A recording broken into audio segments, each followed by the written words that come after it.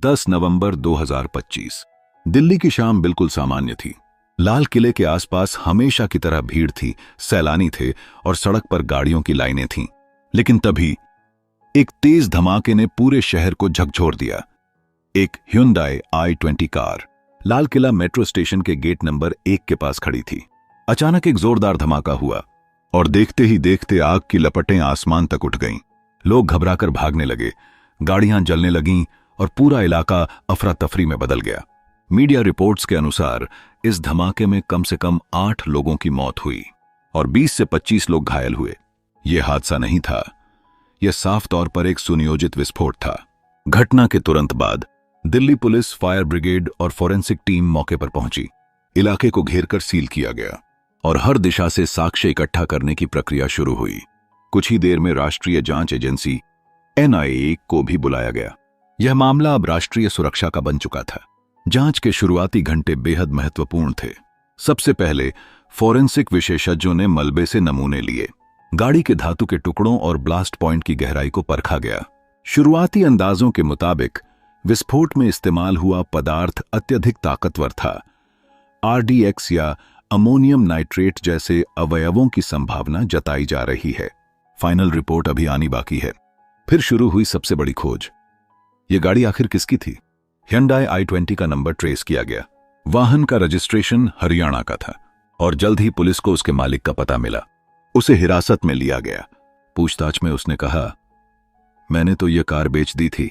अब जांच की दिशा बदल गई। वाहन के ट्रांजैक्शन रिकॉर्ड खंगाले गए और पाया गया कि गाड़ी हाल ही में कई बार मालिक बदली थी। यह एक साफ संकेत था। वाहन को जानबूझकर एक से दूसरे हाथ में ट्रांसफर किया गया था ताकि असली मालिक या संचालक तक पहुंचना मुश्किल हो जाए। लेकिन कहानी यहीं खत्म नहीं हुई। वाहन की आखिरी लोकेशन का ट्रेस पुलवामा तक पहुंचा। जम्मू कश्मीर का पुलवामा जिला, वहीं जहां पहले भी कई बड़े आतंकी नेटवर्क का जिक्र आया था।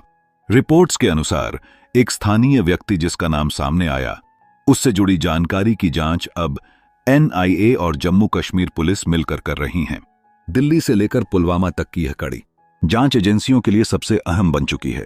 NIA ने इसके साथ साथ फाइनेंशियल ट्रेल की भी जांच शुरू की। अब फोकस था, इस हमले के लिए फंडिंग कहां से आई। जैसे जैसे डेटा निकलने लगा, एक और दिलचस्प बात सामने आई। कार की खरीद में नकद नहीं बल्कि डिजिटल भुगतान हुआ था और वह भुगतान हुआ था क्रिप्टो करेंसी में। साइबर सेल की रिपोर्ट बताती है कि यह ट्रांजैक्शन एक ऐसे वॉलेट से हुआ जो ओमान और पाकिस्तान के बीच स्थित सर्वर से जुड़ा था। मतलब ट्रेसिंग सीधी नहीं, उलझी हुई थी। अब जांच इंटरपोल और साइबर इंटरनेशनल टीमों तक जा चुकी है।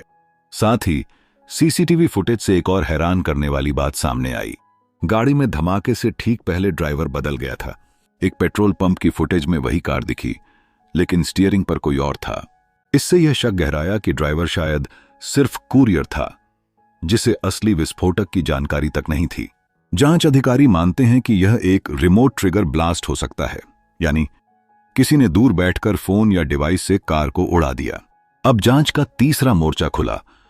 फोरेंसिक एक्सपर्ट्स ने बताया कि धमाके का दबाव बाएं हिस्से से ज्यादा था। इसका मतलब विस्फोट डिक्की या बैक सीट के नीचे से हुआ। मलबे में धातु के टुकड़ों पर इलेक्ट्रॉनिक सर्किट और मोबाइल के अवशेष मिले हैं। इससे यह स्पष्ट हुआ कि टाइमर या फोन ट्रिगर से ब्लास्ट किया गया। इस बीच दिल्ली पुलिस स्पेशल सेल और NIA ने कुछ व्यक्तियों को हिरासत में लिया। इनमें एक गाड़ी का पूर्व मालिक, कुछ स्थानीय संदिग्ध और जम्मू कश्मीर के 2 डॉक्टर शामिल हैं, जिनसे पूछताछ जारी है।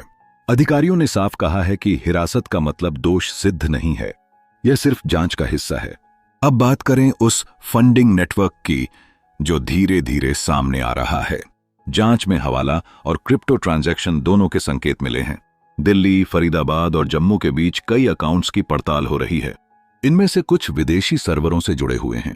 संभावना यह है कि पैसे दुबई या खाड़ी देशों से आए हों और भारत में हवाला के जरिए चैन के रूप में घूमे हों। पूरे ऑपरेशन का एक डिजिटल मैप बन रहा है, जिसमें 4 परतें हैं। पहली, वाहन लॉजिस्टिक्स; दूसरी, फंडिंग और ट्रांसफर; तीसरी, एक्सप्लोसिव सोर्स और चौथी, कमांड और ट्रिगर। इन चारों लेयर्स में अब एजेंसियां सुराग जोड़ रही हैं। अब तक मिले सबूत बताते हैं कि यह धमाका सिर्फ दिल्ली के एक स्थान पर हमला नहीं था, यह एक संदेश था। एक प्रतीकात्मक टारगेट, लाल किला, जहां से भारत की आजादी का तिरंगा हर साल लहराता है।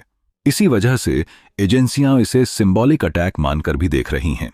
इस केस ने एक बात और साफ कर दी, आतंक अब बदल चुका है।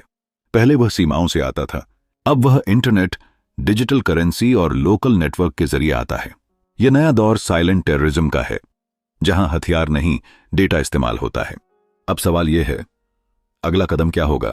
अगले कुछ दिनों में फोरेंसिक रिपोर्ट आने की उम्मीद है। उससे यह साफ होगा कि किस पदार्थ का प्रयोग हुआ, कितना वजन था और किस मैकेनिज्म से विस्फोट हुआ। इसके बाद पुलिस टाइमलाइन जारी करेगी, कौन, कब, कहां, किसके साथ था। और अगर डिजिटल फंडिंग किसी विदेशी लिंक से जुड़ती है तो इंटरपोल और अंतर्राष्ट्रीय एजेंसियों से सहयोग लिया जाएगा। अभी तक की जांच बताती है, गाड़ी बार बार हाथ बदली, ड्राइवर बदला, फंडिंग एंड ट्रस्ट अकाउंट से आई और ट्रिगर रिमोट से हुआ।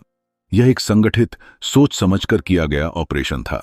लेकिन असली दिमाग अब भी पकड़ा नहीं गया है। फिलहाल दिल्ली पुलिस और एनआईए दोनों का फोकस कमांड चैन खोजने पर है, जिसने यह पूरी योजना बनाई।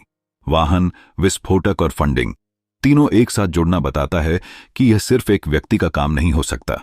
लेकिन याद रखिए, अभी तक कोई अंतिम रिपोर्ट नहीं आई है, इसलिए किसी समुदाय या समूह को दोषी ठहराना जल्दबाजी होगी। सच वही होगा जो सबूतों से साबित होगा।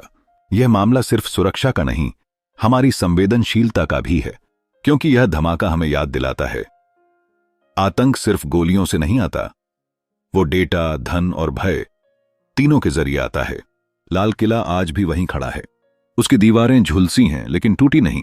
जांच जारी है और हर सुराग एक नई परत खोल रहा है।